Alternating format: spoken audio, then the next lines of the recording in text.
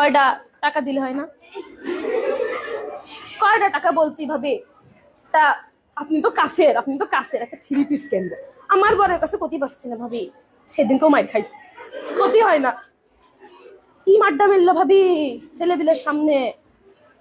আসলে ক্ষতি গেলি পারে সে বলে আমার কাজের জন্য নাকি আমি মাইর খাইছি। আমার কাজ কাম কত ভালো আপনি তো জানেন না ভাবি, আপনি তো জানেন, আপনি তো সব জানেন কিভাবে পর্দা করি। বৈঠকেও যাই, বৈঠক আছে না, বৈঠকে যাই, তাবিল নাকি জানি কয় ওইটাও যাই। আমি আবার মেয়েটারও সাথে করে নিয়ে যাই। সেদিনকে ওই পাশের বাড়িতে 500 টাকা ধার করিলাম, সে আবার আমার বরের ডেকে কয়েছে যে আপনার বউ তো 500 টাকা ধার নিল।